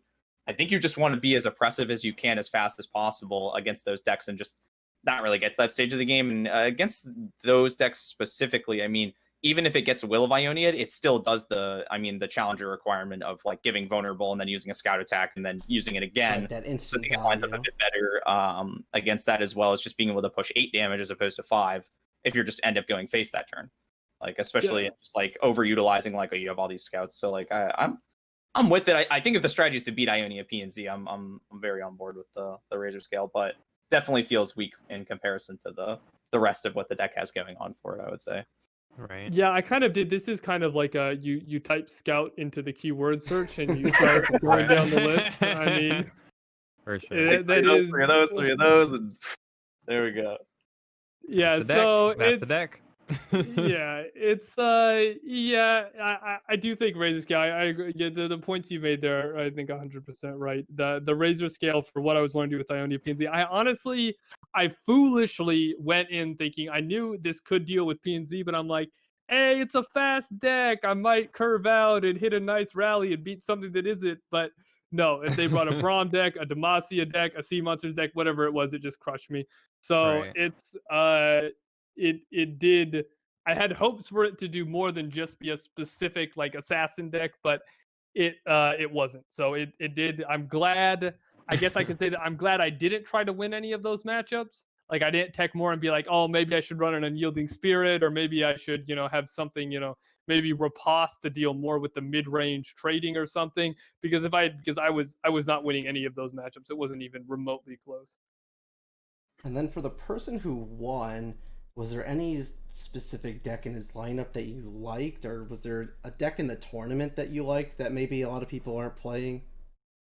Oh, well, let me look at his lineup here. I was super tired by the end. I knew he had Ez Karma, Darius Aggro, and then Sea Monsters, I think. Hey, right? see, a man of culture, Oh he calls my it Darius God. also. If you guys read a fucking history book ever, you would know it's Darius. Oh no, here goes it's The Darius. age-old debate. We say Darius, Master Darius, and then tries to throw the book at us. It's Darius. I was a big I studied history in school, and I always loved history, so I did get it from that. But yeah, it's like I try and say Darius to please chat, but my natural instinct is to say Darius. So I He's sometimes go Darius with the other. fucking great. Yeah, there's What's so great about him? Okay. But yeah, just a pretty the standard deck best- here. Yeah. Let's see. All right. So we're gonna go over decks. We got Darius, Darius, Dario. We could just call him Dario. I had a Italian friend named Dario. The Dunk Okay. Master. Darius Aggro. So the Darius Aggro deck, I think this is a good version of it. He's running he's really taking okay, never mind. I hate this deck. He's running Well, I do. A man I after hate. Matt's own heart. no chill. He's running 7 off-color cards. Yeah, with I that. agree. That's the first thing I noticed is guy that he's has playing too many off color. Absolutely no chill. So that's interesting. I'm surprised he went with 2 Ruthless Raider, 2 Fury. He did win though. You got to give him props. Yeah. I think overall the Ruthless Raider, these are very strong cards to run. So it makes sense overall. I guess he felt 7 was the sweet spot. I think that is like the boundary that some people will push. So like That's similarly as much in as I would probably Frey, push. in Frey Elusive, some people go to 7. I don't like going more than 6 though. I think that's like, if you can It's keep rough. it to 1 card, that's how I want to keep it. You play a 3 of, great. Yeah. But sometimes Yeah, you 1 can't. card feels comfy, but it's I guess the Raider's good. The Raider Yeah. was good. The Raider The does a lot. Raider does a lot. If you hit that with the Omen Hawk, that thing is a house. If you hit Anything you hit, Yeah. you hit anything with an Omen Hawk, but Omen Hawk on 1 in this yes. deck, you're feeling. It makes fucking transfusion also a little less of a dud Demolitionist, when though. you don't have right. So when you don't have the disciple cards, like transfusion feel a little less bad. right. Yeah, that is true. So yeah, overall his card choices here I think are just about correct. I tried this deck with triple decisive maneuver. 1 of is probably the right number. Yeah, just like that one. Yeah, I tech. like it as a 1 of. So I think everything you want, obviously you're running 3 transfuse, 3 fervor. 2 decimate's probably right. Drawing double, you really want to see 1 of these per game, not 2 of them. That's kind of your absolute finisher. It's not like you're a full-on burn deck. You just, if they do establish a board, you want a way to get through the final points of damage. So Right, that yeah, no, I reach. think the list is pretty clean overall. The Sea Monsters deck, I don't really know. You can't say anything about Sea Monsters. This is a deck that just everyone has their own little 1-ofs they run in it, Right. and it's the way it is. Right. It's It again has a like lot of flex. 2 again. He went with a bunch of 2-ofs for the spells. actually it's all of them, right? Yeah, all of them except Besides for Jettison, yeah. I will say I called Jettison. People thought Jettison was bad. I said you're playing 3 of this in every Sea Monsters deck before Rising Tides Yes, came out. I Nick think it was was the just- Jettison evangelist. I The think it was triple just always Jettison going evangelist to for be me. predicated on how important tossing was, and we can see that you just want to toss as fast as possible. Therefore, Jettison's a good card. Yeah, Yep. exactly. Yeah, it's I really think that this deck feels a lot like a ramp deck, and Jettison is Right, this it's is like your ramp. Oh, druid right. ramp deck almost. Right, for sure.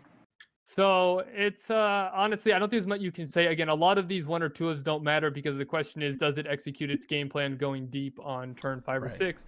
The most important things for that are running Jettison. Miscall can be useful because it can bring back a card that can toss, which is nice. You can Right. sometimes use it early game for that. With the But then- Wanderer, like Wanderer plus Miscall is a very powerful play versus like any aggro strat.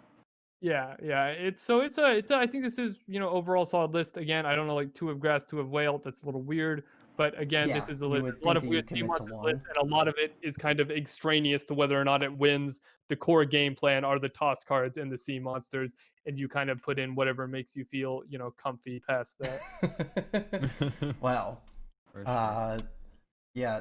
Did you notice if Dredger's nerf had like a really big impact on tournament? And so I think it really took a lot of people off guard.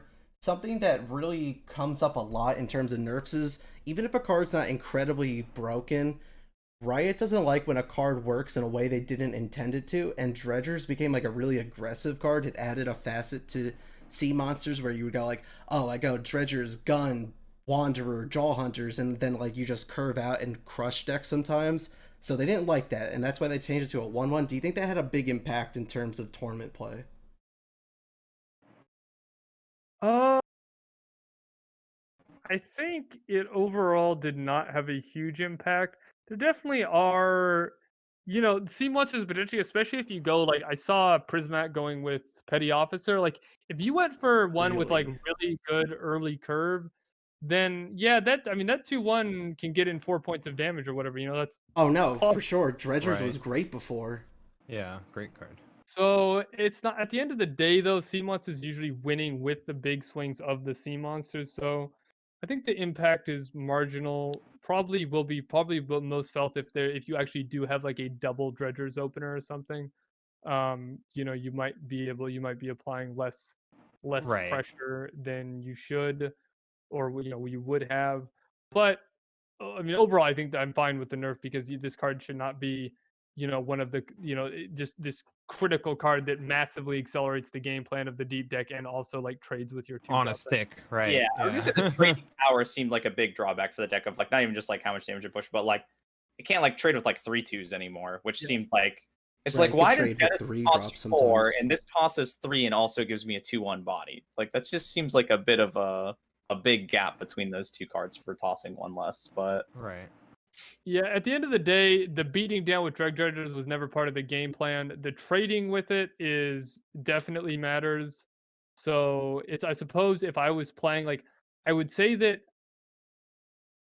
the Sea Monsters deck was a bit weird where it would give me like basically when people brought Sea Monsters, they were giving me a free win with Vimer, and then Oh, like I would absolutely. lose That deck to it with crushes it. Scouts. Yeah, Right. and then Yeah. I would lose to it with Scouts, and it's not like the Drug Dredger nerf would matter.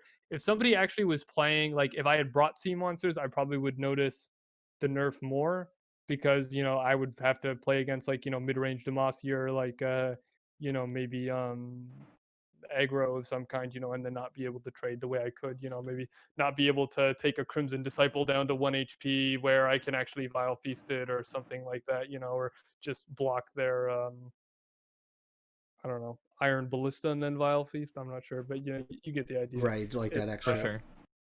Because a lot of combats in this game are not, or just like the way you remove cards generally isn't just like, oh, my card straight up removes it. It's like, oh, this does 2 damage and this does 1 damage. So that 1 point does matter a ton when talking about trading. Right. Yeah, so for me, I would say very little notice of impact on the nerf, but I'm sure the nerf did have impact when Deep is playing defensively and it's actually a close matchup. Especially on ladder, it's had at least a deterrent because it seems like Sea Monsters is pretty absent in ladder play. Right. Yeah, well, what are the tier 1 decks right now? Vimer, Ez Karma, Right, Braum very Anivia, hard to. Aggro. Yeah, like you're getting dumpstered by tier 1 decks at the moment. Right. And then his last deck was an Ezreal Karma deck that seems to have a lot of techs, I guess you would call them. A 1 of Claws of the Dragon, 2 Chump Wump, 1 Yone, 1 Spirit's Refuge, 1 Deny, 2 Concussive Palm, 2 Get Excited, 1 Key Guardian, 2 Rummage. So a lot of like odd numbers. I But was I gonna say, guess- attack cards of just like the numbers is the big thing. right. Like some interesting number choices. So I guess Deep Med, in terms of the spells, Deep Med lets you have a toolbox pretty easily, but a 1 of Claws is pretty puzzling. 2 Right. Chump Wump, like I guess you just need the space. The one Yone is like the activator, I guess, for your Ezreal if you need that. But yeah, it seems like the numbers are a little bit all over the place. Yeah, the numbers are maybe again I'm not sure why. I'm more of a 3 of kind of guy. But Right. Right. Gamers, So for sure. We're very 3 of common gamers deck for sure. right, very common deck making mistake that is in every game is you see a lot of 1s and 2s. Identify the best cards in a deck and play 3 copies of them. That's how you make decks. Right. yeah, usually that is the best path. So like for example, like an easy card I see here is like Concussive Palm is probably not an ideal card for the deck. Maybe if you or Spirit's Refuge. Spirit's Refuge is the idea with that. So I guess I'll go over some of the one of like obviously 1 to 2 of Deny is actually reasonable because Right. it's a card, your opponent Yeah. has certain overwhelming You don't like, want to or- play 3 Deny. There's reason. Yeah, but you don't want to be Deny list. Like for example, against like Prismat, he lost to me because he was Deny list. Like I mean it's hard to put that on that. He also had like a bit of a rough draw in terms of his but the reason why he lost was harrowing, right? If he has a Deny there, he can stop the harm. Like that's why you would want a 1 or 2 of Deny. You always want access to a Deny if you're playing Ionia generally. Yeah, exactly. The access is extremely important. So that's the reason to one of. If there's specific cards you want access, and they're going to have very strong situational impact, but they're not going to be usually playable. Similarly, Spirit's Refuge is kind of one of the first people to really play a lot of as Karma. Back like we're talking like for early weeks of the beta was Sacred Priest or Sacred Curse. I think he is on ladder. I don't know if he plays a lot anymore, but I know he was one of the first people to figure out this combo. With You the can healing. you can put Spirit's Refuge on Ezreal, and he will heal you. Right, because he's doing the damage. So it's not something that comes up as much, but It happened to us. It happened to me. It can like It happened Ezkarma before. Like 2 HP, and they can go like Spirit's Refuge on Ez, mushroom, and gain 6 HP, and you have no response, and they dealt 6 damage to you. Right. So Right. that's When the game's strong. slower, Ezreal with the Spirit's Refuge comes in handy. Overall, I'm not a gigantic fan of it because usually when Ez Karma is comboing off, you're winning. That's why it fell out of favor. Exactly. Because usually you're going for the kill. But Hey, Random's actually in the chat right now. Perfect time. Hey. He just said hi. I see my deck.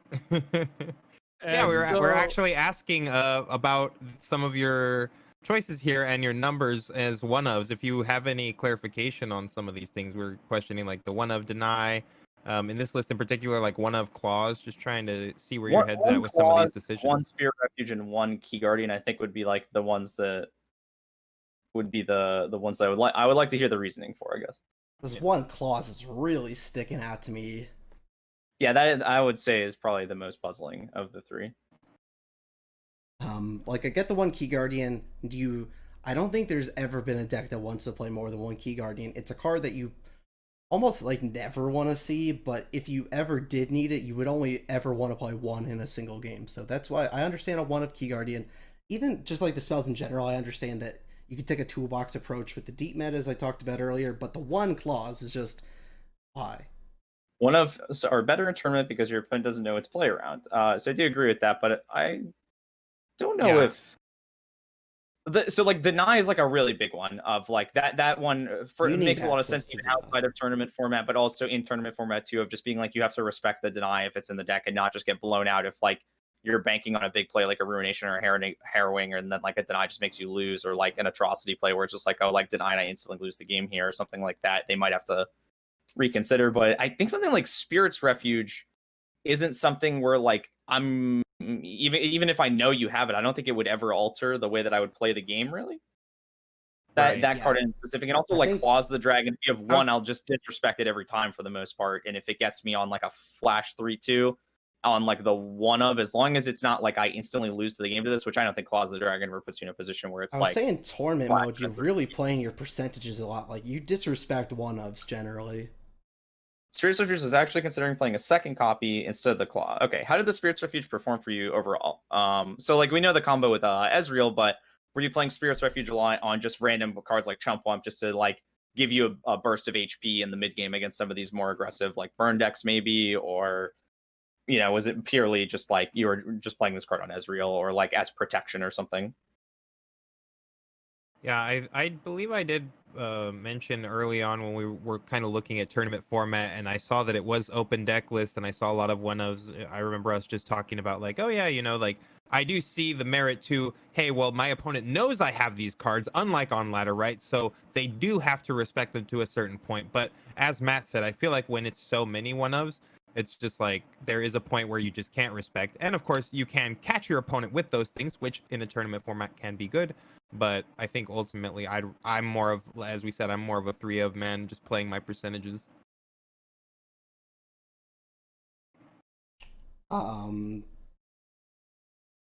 There's definitely yeah. times when like seeing one-ofs in tournament formats of just like if it's Because not going to it's make open you deck lose the list. game, it's like there are certain ones though. It's like right, you got to respect them and like not just play into them. Right. Yeah, right. the future I might take another claw. Okay. Spirit's Refuge though, would you say overall performed well for you? If you're considering putting in a second, or you said you were considering putting in a second one before the tournament, after the tournament? So how did your matchups play out? What decks were queued against which decks, and then which decks won? Before and after you felt like you wanted to play too. Okay. I think that's probably a very uncommon pick for this. That was for you, BBG. I know that we've been talking to. Okay. Yeah. So wait, what was the question? So how did this play out? Which decks queued into which decks, and then what was the outcome? Yeah, so we know this matchups. Ionia Yeah. So usually I'd bring out scouts. So sometimes if I thought Weimer had a bad match, usually if they ran MF, the only way I deviate from my game plan is if they ran MF Sedge usually, because I wouldn't really want my Weimer to run into that deck immediately. No, but, I mentioned usually, this one in particular. So the finals, how did that play out? Okay, so let me think. So I led with Weimer, I believe, to get the bees. I figured a lot of people like to lead with their weaker decks, and I had the reverse philosophy. I would lead with whatever deck I thought had the best chance of winning the next game, because I wanted to give my scouts as many shots as I could normally at winning. So for the finals, I brought out. I figured he'd bring out out of his decks, out of his 3 decks. Weimer, I thought was favored against all of them, but in particular was favored against Ez. It was favored against Ez Karma and and it was obviously just free win against the sea monsters. So I got exactly what I wanted in game 1. I got the sea monsters, and that's just a free win. I've never lost that matchup. Easily. I think it's almost 90% if I had to give the matchup tables for that. I mean, 2 of the biggest Achilles heels of sea monsters is Heimer and then Will. So you got 6 right there, which just killed this deck. Yeah, so that was the free win. The idea, I looked at his lineup and I knew I didn't want to. So I couldn't let him get his Ez Karma deck out without beating it with scouts. That was what I was thinking. I knew that if he got his Ez Karma deck out and I still had to play scouts, I couldn't win, I didn't think.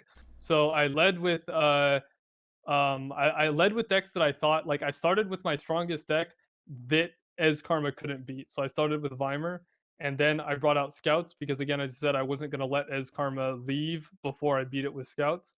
So then I was able to beat Ez Karma with Scouts. I mean, he brought Sea Monsters and beat. Obviously, that's a free win for Sea Monsters, just as bad as Weimer is for Sea Monsters. Sea Monsters is just as bad for Scouts, so he got the free win, got his Sea Monsters out, but that didn't really care. Sea Monsters against my next 2 decks, Sea Monsters had the potential to get out. I was never going to shut that deck out, right? So that getting out was no big deal.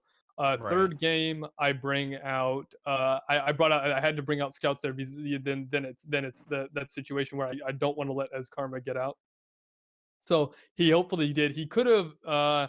If he had brought out his Darius aggro deck, maybe that, because I was hoping he didn't do that, because I did want to play. I ended up losing to Darius aggro with Braum Anivia, but that's the matchup I picked for my Braum Anivia deck, was the Darius aggro deck. So in game 3, I brought out Scouts, beat Ez Karma. Then it was Braum Anivia against Ez Karma. I had actually, in the past 2 series, I had beaten Ez Karma with Braum Anivia, so I was a little optimistic.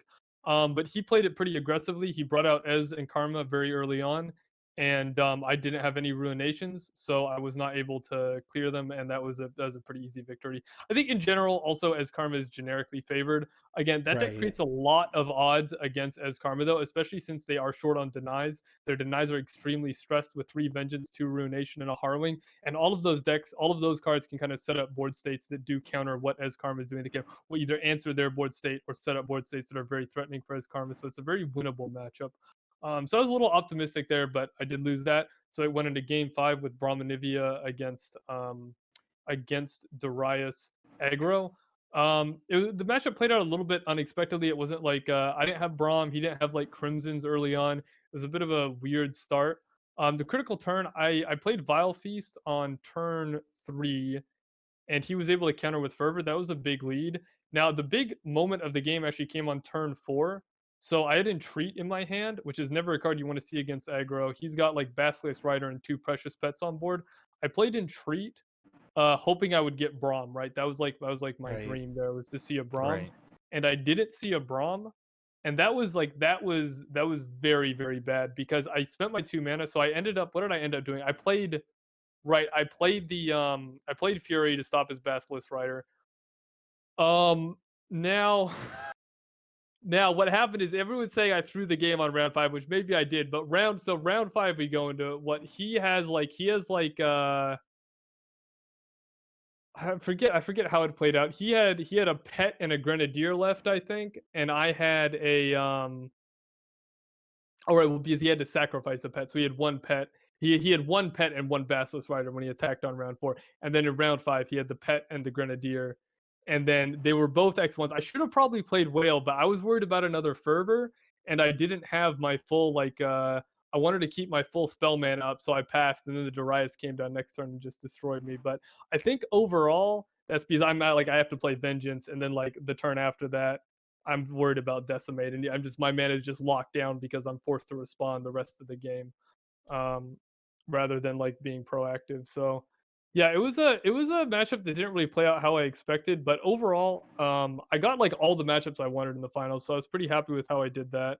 And then as I said, in the final game, I definitely misplayed, not dropping the whale. But after the initial like Noxian Fervor play, I was pretty gun shy. Like I didn't want to give him another opportunity to Noxian Fervor, and I figured I could deal with the final open attack, like the open attack from Darius. But once he had the transfusion on Darius, that set me to 4. And that's why I was like completely locked down after I was at 4. I just had to like stay in the fetal position and hope that he didn't have, Right. enough cards, because if I use like whale preemptively, I risk a lot of stuff. Like I can never like power down after that point, right? I have to be like waiting for his attack to come and then like answering it, because if I let anything else through, there's just not, I'm gonna be dead there. Yeah, Darius definitely does that. You get like a little edge with that health. You drop down the Darius, and then you got a 10-5 to be dealing with Overwhelm, and that's when you have to play defensively because you're gonna lose if you take Well, like the big thing there, right, is I have to. to Vengeance, right? I have no choice Right. but to Vengeance, and so that taps me out of a lot of other plays that I would need to hold up. I said he honestly assumed you didn't have Right. Withering Well after turn 5. Yeah, no. I passed with whale in my hand, which is probably a mistake. Right. But I was worried about. First of all, I was just worried about powering down at that point. I had 7 mana, but no Vile Feast in my hand, so I didn't want to. I figured like he was on 4 mana, and so it's like most of that's going to his spell mana at that point. So it was definitely a mistake to hold it. But as I said, it was just a hard misplay by me. I was pretty tired at that point. For sure. Yeah, and that's what a grueling tournament like that does. Oh yeah. You can't play 100% every single second of every day. So playing best 3 out of 5 as opposed to playing best of 3. Right. 5 Definitely 5 game rounds is just wow. I mean, that's a lot of games, as we said. Yeah, plus you had to play 2 of Swiss today, and then your top 8. So 8, 4, and then finals. So a Right. lot of Runeterra was played on your part today. Definitely. We're talking about this earlier too in the call of just like talking about how oppressive though like the redundancy of like how many tricks like the Frey Noxus deck has right now, of just like you can't really play spells into a lot of their board states or even attack into a lot of their board states, of just like you get screwed on like there's just so many ways that it's going to pan out very poorly, especially with like a disciple on the board or things like that, of just like how oppressive like you play a spell and they play Fury of the North is, and then like just choosing and like a lot of times you end up just conceding your like responses of just they attack and it's like, well, if I don't play a card, it's kind of bad, but if I do play my card here and they respond with something like Fury or something like that, it's just like I just get crushed. So you always are in the between a rock and a hard place playing against this deck. It seems like a lot with triple transfusion, Fear of the North, fervors, even like decisive maneuvers, and all the overwhelm cards of just like seems like there's always like a bad spot of just if I play my spell and they have X response, I'm screwed. If I don't play my spell though, I'm going to just start getting kind of snowballed out of the game of just the way that this deck is utilizing its board. Yeah, I think at the end of the day, the deck definitely is well positioned against some of the other meta decks. It's not a bad deck. I wouldn't say it definitely struggles with the fact that it's not extremely fast, and it doesn't really have it has no draw potential whatsoever. So it's definitely like when it isn't pressuring its opponent's life, it's doing so little that it definitely like I did test a bit of the style for the tournament just as it's as it was something to try with Basilisk Rider being buffed. Definitely an avenue to look down, and it's a deck that I just couldn't bring myself to play with how inconsistent a lot of its draws were. But if it wasn't curving one like Omen Hawk into Disciple into like curving up the line, it does feel pretty underwhelming. Yeah, for sure. Yeah, but it definitely is. It's a deck with a lot of raw power when things go right for it, and as we saw in the final game of the series, like he didn't have a fantastic. I mean, neither of us had like ideal openers in that scenario, but it definitely still can get there. Like once it gets you below 10, it's dropping the Darius, and that is like pushing through a lot of pressure. So it's a deck with a lot of play to it, because of the combat tricks, but it's not a deck with a lot of consistency. Maybe I think the consistency will keep it out of tier 1 for the foreseeable future. I don't foresee it being put tier 1 on any tier list or like rising to be the top of a thing, but especially for like a tournament format, it's quite nice. For sure. What would you say your tier 1 is, just off the top of your head? Probably Weimer, Braum Anivia as Karma, and you don't think any of the Noxus decks are in there? I think Ionia Noxus Elusives would put in there, but I don't know if that'll stay. They definitely struggle against. Well, I mean, it's like they struggle against some of the stuff, but then sometimes they have like double Noxian Fervor, and like there's just like nothing you can do. But yeah, I guess I would have to put the highest. Like, I was gonna do a tier list right now. I think the Ionia Noxus would be the highest up there, not the Basilisk Rider style. That deck probably has the best matchup tables overall. Like it does just crush some decks because you can't deal with the elusives. Or just the burn, the ability to get through damage that you can't stop with that deck is very strong. Whereas the damage from the overwhelm deck is like much more. It's like certain decks can much more consistently stop that damage coming through. Like it's the same kind of game plan. The Ionia Noxus is overall probably a bit faster, and it's a bit more unavoidable. Whereas, when you face decks that can block your units, like you feel it when you're playing Darius decks. Like you really you notice it. Sometimes they just like if you play against an Assessor deck, you're just gonna get slapped. Like Assessor will just eat you alive. Like Avaros and Trapper Assessor style deck. Trapper is so strong against those decks. I love that card.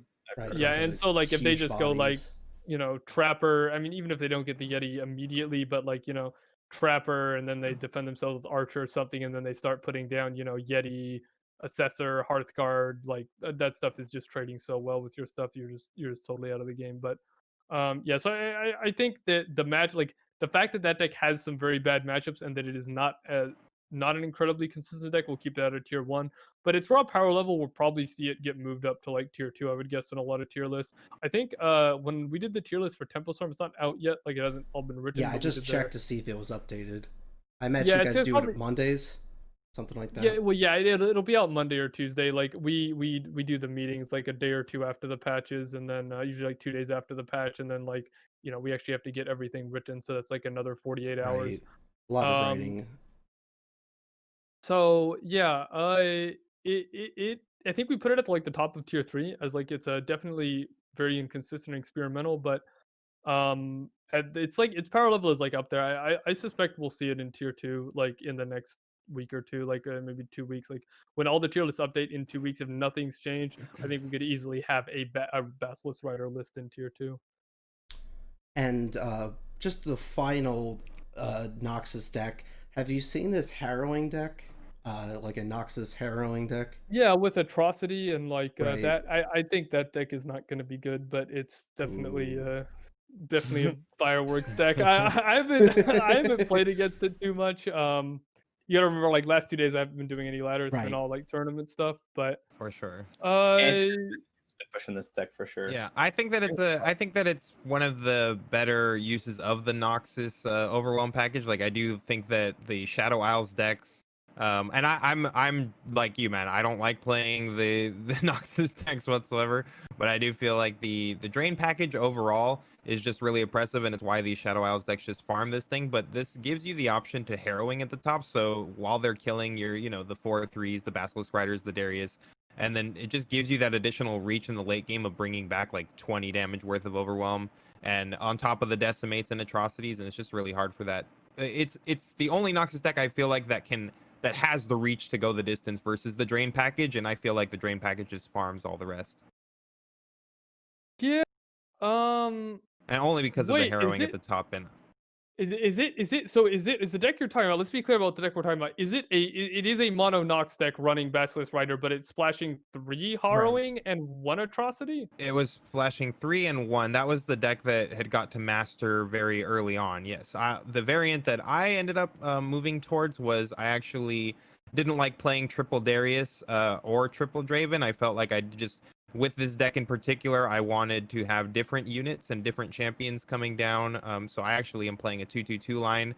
I don't feel like any of the champions are necessarily like conducive to what the deck needs to do, right? They're all just additional. Well, Darius is very nice. Darius is definitely like Yeah, what the deck wants I think to the do. list from the tournament was only Darius, right? Or only Darius, right? Right. Yeah, this isn't the. I don't have access to all the tournament decks right now. Right. I'm talking. The one this that was a Random ladder. is playing is Darius. Yeah. This is The just one that Random was playing. Deck. Yes, this was an SI one that yeah, this has hit rank 1 master on ladder early on, and then I think it was very popular the first few days of ladder. It has started to teeter off, but we're still seeing a good bit of it on there. It is a deck that I think, it's like I said, it's the only Noxus deck that I feel like has the reach versus the SI decks just because of Harrowing. And then I also do play a couple Elises in there, so I'm on 2 Harrowing, 1 Atrocity, 2 Elise. And that is a little bit of a lot for the Basilisk Rider, though it doesn't whiff, too often. But when it does, it feels really freaking awful. However, even if it does, you're able to bring it back later on in the game with Harrowing, and it does come back with the Overwhelm, which is at least very good. I also have been liking Culling Strikes in these Noxus lists. I'm only playing 1 in this particular list, though I did like playing 2 of it over the Atrocity just because of how oppressive Braum is for those lists. Like if you curve 1, 2, 3 and then you Culling Strike their Braum on 4, it's very hard for those decks to come back. Yeah, Culling Strike is fantastic. It might be worth running a Noxus aggro, even though it can't go face, just as Agreed. something to deal with Braum. Yeah, it's really good against Braum. It helps you even with, it's just a nice response too in the mirror of like if they Noxie and Fervor something, you're just like, nah, Culling Strike it. Like, it has a lot of little micro uses in between, but just because of how well and efficiently it deals with Braum, I've been really liking it. Yeah, I think this is a fantastic meta for Culling Strike. Well, it'll be interesting to see maybe the use of Culling Strike. If you're running Culling Strike, Basilisk Rider, Darius, you're going up to 6. We might see Basilisk Rider transition into more mid-range styles, maybe. Right. I think that the reason that might not happen is because Noxus on its own kind of sucks at playing any sort of longer game. It can support, right? It can support with the assessor. They did get the Captain Ferran buff. What is your thoughts on the Ferran buff? He's not really good. I mean, he's a large overwhelm unit. He's giving. I would definitely run one of those in aggro. I mean, the ability to I like it. He's got 20 damage in one card. Yeah, he's an 8/8 and he makes 12 damage. Yeah, it works out that way every time. Sometimes, I mean, there's a lot of decks where aggro, even you don't quite get there, but you do exhaust them a bit, and if they're out of answers by the time that dude comes down and he slaps them for 8, and then you double decimate next turn, I mean that's going to be pretty painful. Right. I do think he's worthy of a spot in a lot of, or at least consideration in a lot of these decks. Something even like a Swain deck perhaps can play him at the top end alongside as a one of or something like that. The issue with Swain, like that's the same thing with like Tusk Raider though, where like Swain decks so badly want to play triple Leviathan that those decks it pushes out a lot of variety at the top end, because like you want to have like normally you'd never run 3 of an 8 drop, like that would never happen in any other deck, but like that whole deck is on like the Leviathan is such an obscenely powerful card if it's unanswered, with Swain in play, that it's actually worth running 3 of. And I think at that point, like really you probably want to be on like 1 or 2 8 drops, not 3. So once you've already gone to 3 Leviathan, you're just cutting it off there. Right.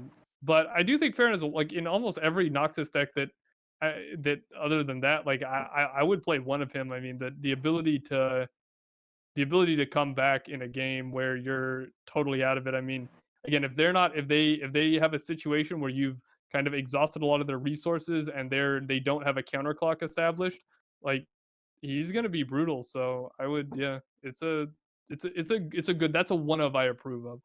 Good finisher. It's got the BBG seal of approval. All right, but we're gonna definitely wrap this up. It's about 12 for us, so it's like 9 o'clock for you guys. Seems like a good time to wrap it up. Thank you so much for coming on short notice to talk about the tournament. Yeah, dude, great having you on. Yeah, really good conversation for sure. Been trying to get you on the show for a while now. It just doesn't seem to have lined up. Obviously, if you guys don't know who BBG is, which we all know you do, you should also check out his stream. Great player. Yeah, I was just gonna link his latest video about Heimer.